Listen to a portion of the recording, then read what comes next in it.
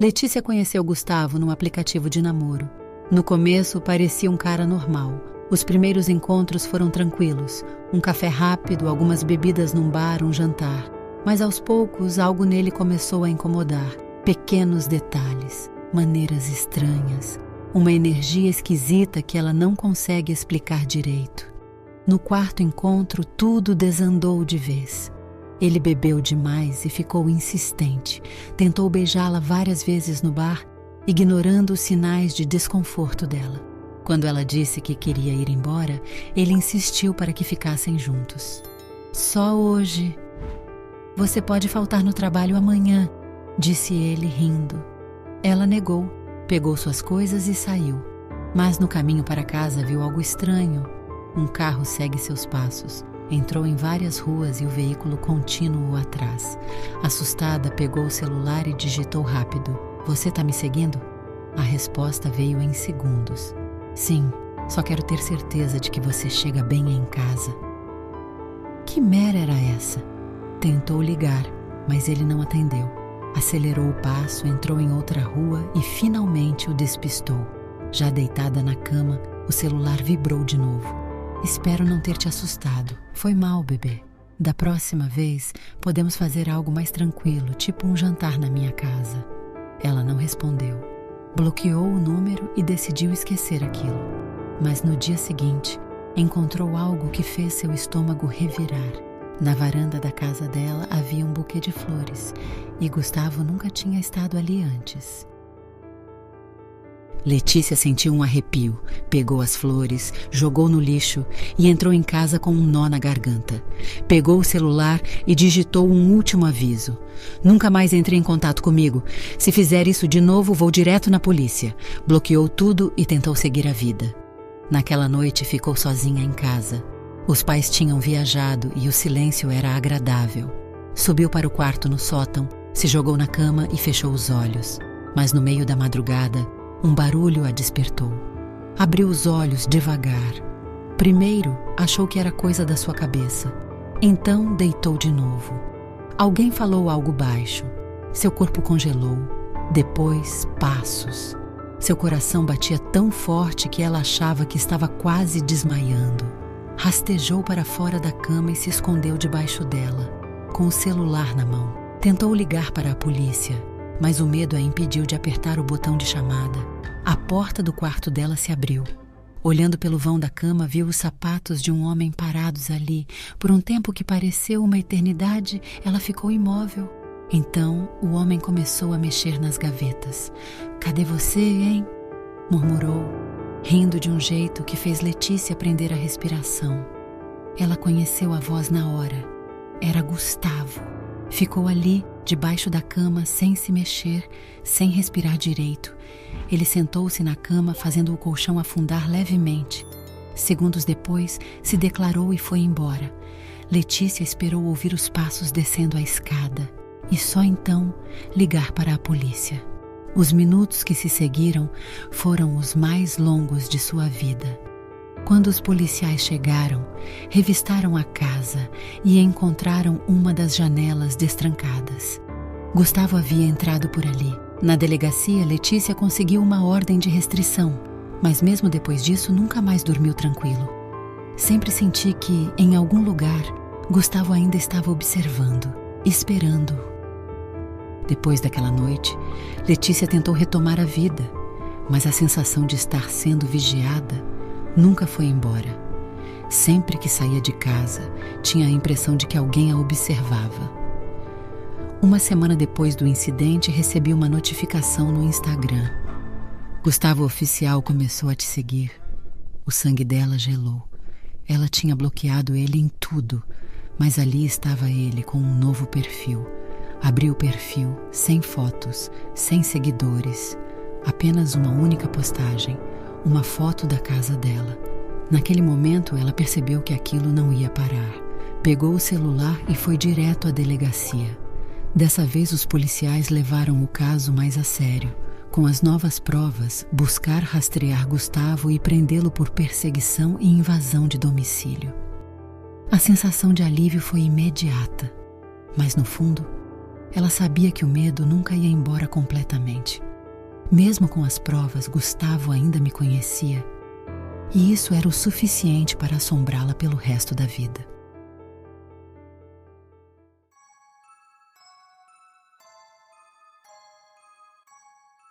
Era final de outubro, quase Halloween, e Laura estava lá, ajudando na decoração da casa do terror da escola. O combinado era simples: quem ajudasse ganhava pizza, e sinceramente valia a pena. Foi nessa que ela conheceu Nathan. Ele era novo na escola, mas ele já tinha jeito de quem se enturma fácil. Sorriso despreocupado, piadas bobas e uma energia meio caótica que faz todo mundo rir. "Segura isso pra mim?" Ele jogou uma caixa cheia de teias falsas no colo dela, sem nem esperar resposta. Laura revirou os olhos, mas riu. Ele era um daqueles caras que você conhece e em 5 minutos já parece que está na sua vida há anos. A noite chegou rápida. Todo mundo foi indo embora aos poucos, mas Nathan ficou mais um pouco, ajudando Laura a guardar as últimas coisas. "Vocês curtem essas paradas de terror?" Ele disse enquanto fingia enrolar uma teia de aranha em si mesmo. "Gosto, mas só quando é coisa de filme." Ele deu um sorriso, meio diferente dessa vez. Bom saber. Na hora, Laura não deu muita bola, mas olhando para trás, talvez tenha sido ali que tudo começou. Uma semana passou sem nada de muito estranho acontecer, mas Laura sempre esbarrava com ele na escola. Ele estava sempre por perto, sempre com um sorriso, e de alguma forma ele fez uma brincadeira que a tirou do sério, deixando-a muito brava, falando que sua mãe era velha. Após esse ocorrido, ela não falou mais com ele e prometeu nunca mais olhar para ele. Naquela noite, antes de dormir, Laura pegou o celular para dar uma olhada nas redes sociais. Não sabia bem o que procurava, mas queria passar o tempo até cair no sono. Quando desbloqueou a tela, viu uma notificação no Messenger. Era de Nathan. Ela franziu a testa e hesitou por um segundo.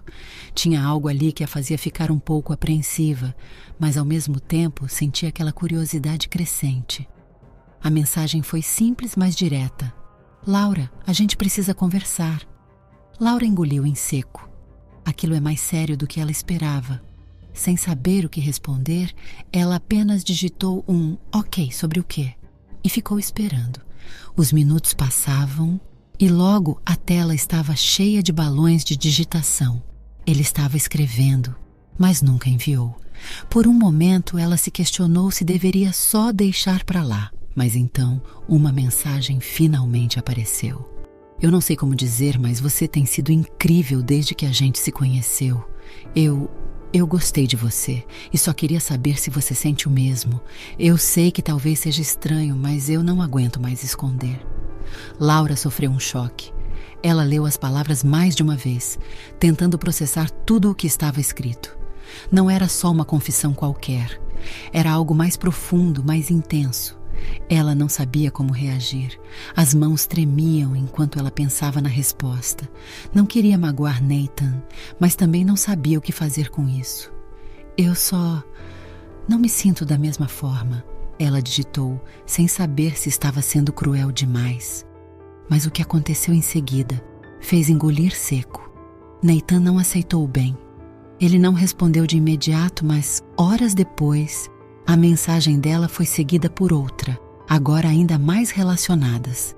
"Você não me nota, mas eu sei que a gente poderia ser mais do que amigos. Eu não vou desistir." A tensão começou a crescer e Laura sentiu medo. Mas isso ainda era só o começo.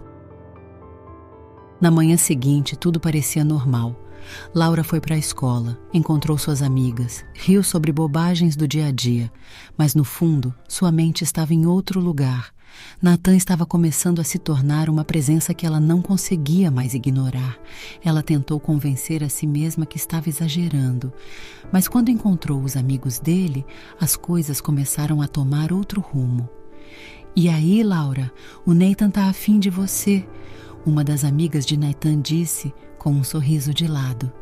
Laura se forçou a sorrir, mas sentiu um nó na garganta. "Ah, ele só é meu amigo." Laura tentou desconversar, mas as palavras vazias são suficientes.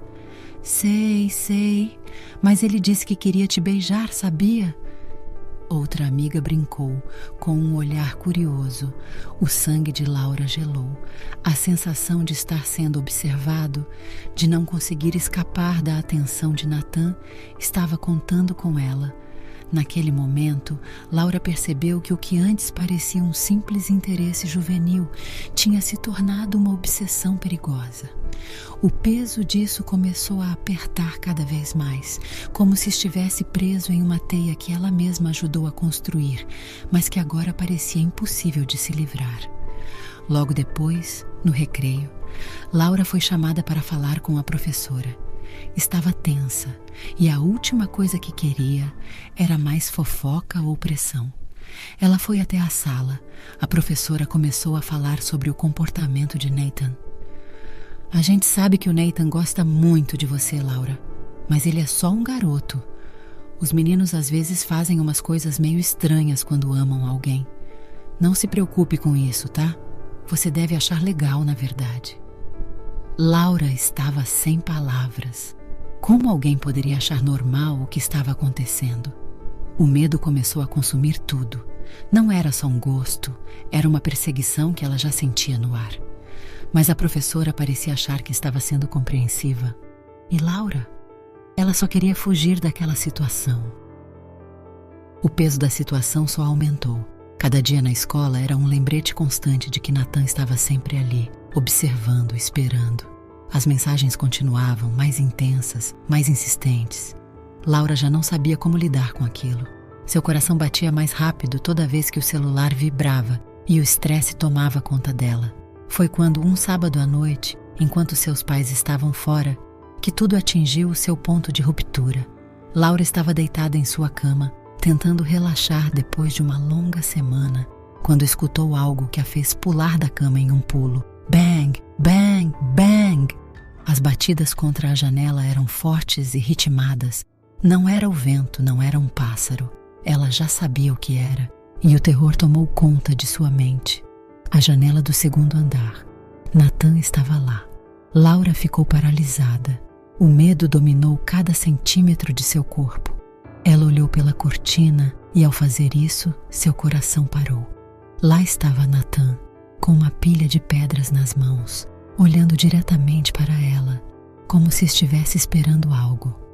Ele viu que a viu e logo começou a gesticular, como se estivesse tentando pedir desculpas, mas suas intenções não eram claras.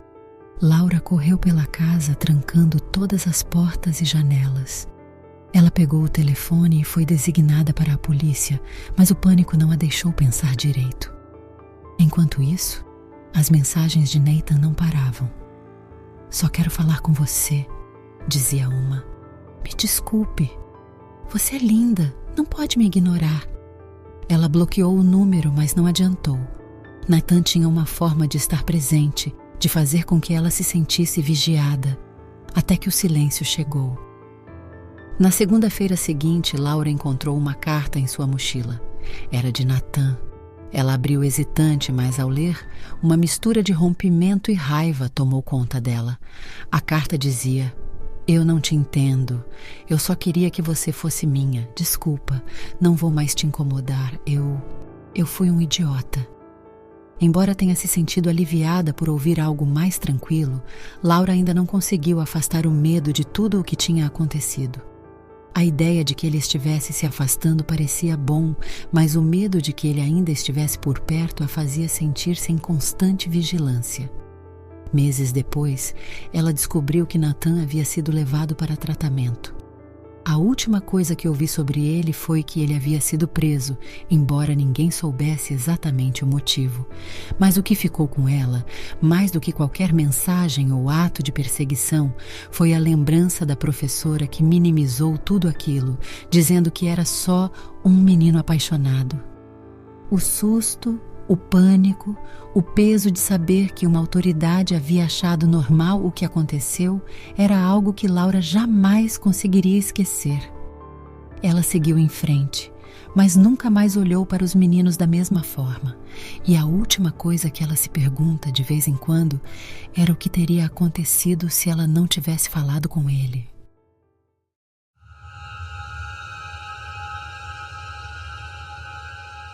Cara, essa história é tensa, é real. Eu não posso dar muitos detalhes porque tenho muito medo de voltar pra mim, mas já faz um tempo e acho que preciso botar pra fora. Sempre fui um cara mais fechado na minha.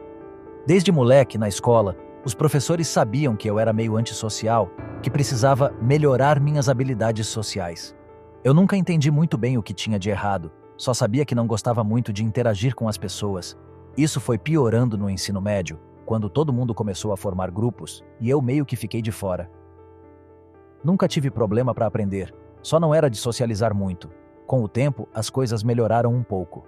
Fiz uns amigos de verdade e sou muito grato por isso. Mas, como dá para imaginar, essa minha reclusão toda também me atrapalhou com as garotas. Eu só fui perder a virgindade com 21 anos. Meio tarde? Talvez. Mas fazer o quê? Aos 23 já morava sozinho. Tinha um trampo bacana e uma casa legal na minha cidade natal. Foi aí que conheci a Vanessa, no Tinder. Ela era bonita, simpática e a conversa fluía bem. Fomos jantar num restaurante perto e no fim do encontro eu estava certo de que ela nunca mais ia me querer ver. Mas, para minha surpresa, ela me mandou uma mensagem dizendo que tinha curtido. Fiquei felizão. A gente saiu mais algumas vezes e logo começamos a namorar. No começo, tudo incrível. Aquela fase de lua de mel onde tudo é perfeito. Mas aí as coisas começaram a mudar. Ela começou a me mandar mensagem o tempo todo. Se eu demorasse a responder, ela mandava ponto de interrogação. Se eu estivesse em outro lugar, queria saber onde e com quem. E aí veio o pedido bizarro. Vamos compartilhar localização em tempo real? Eu não gostei, mas fiz. E foi aí que o bagulho começou a azedar de verdade. Se eu estava na casa do meu amigo André e demorava para responder, ela surtava. Chegou ao ponto de aparecer na casa do cara sem avisar, entrar e começar a gritar comigo na frente de todo mundo. Aquilo foi uma gota d'água. Naquela noite, quando cheguei em casa, mandei uma mensagem para ela dizendo que precisava de um tempo. Ela surtou. Ligava sem parar enchia meu celular de mensagens, chegou a ir até casa e ficar tocando a campainha feita doida. Meu vizinho até saiu para perguntar o que estava rolando. Eu estava ouvindo tudo pela porta. No dia seguinte, parei de compartilhar a localização. Ela viu na hora e ficou possessa. Falei que não dava mais, que ia bloquear ela por um tempo porque estava me assustando. Depois de uma semana sem contato, fui na casa do André relaxar com a galera. Saí de lá tarde, voltei para casa, botei comida no micro-ondas e me joguei no sofá. Tudo certo.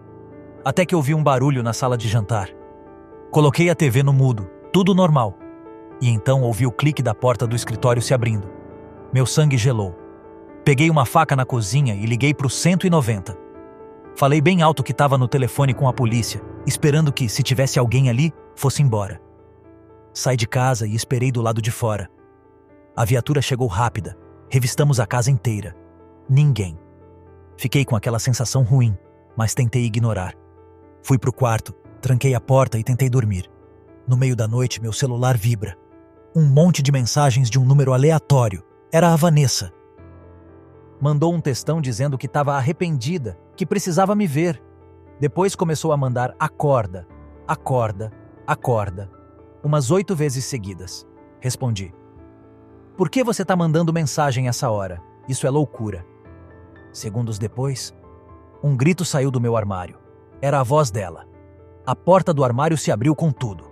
Eu saí correndo do quarto e bati a porta com força, segurando ela do lado de fora. Mas ela começou a esfaquear a porta. Eu vi a lâmina atravessando a madeira. Eu entrei em pânico. Falei qualquer coisa para tentar acalmar ela. Disse que a amava. E ela parou. Aproveitei o momento e liguei para o 190 de novo, enquanto tentava segurar a porta. Ela pediu para eu abrir e eu fingi que estava com medo. Falei que só abriria se ela jogasse a faca longa. Ela jogou. Assim que ouvi o barulho da faca batendo no chão, puxei a porta com tudo e derrubei ela. Fiquei seguro até a polícia chegar. Quando os caras entraram arrombando minha porta, eu já estava exausto. Levaram ela embora e eu fiquei ali, sentado no chão, em choque. O processo foi longo. Ela tá presa. Mas isso nunca vai sair da minha cabeça. Eu estava tão cego pela paixão no começo que ignorei os sinais. Achei que o problema era eu, que eu estava exagerando. E olha onde isso me levou. Se eu tenho um conselho? Nunca ignore os sinais de alerta. Quando seu instinto diz que tem algo errado, é porque às vezes tem mesmo.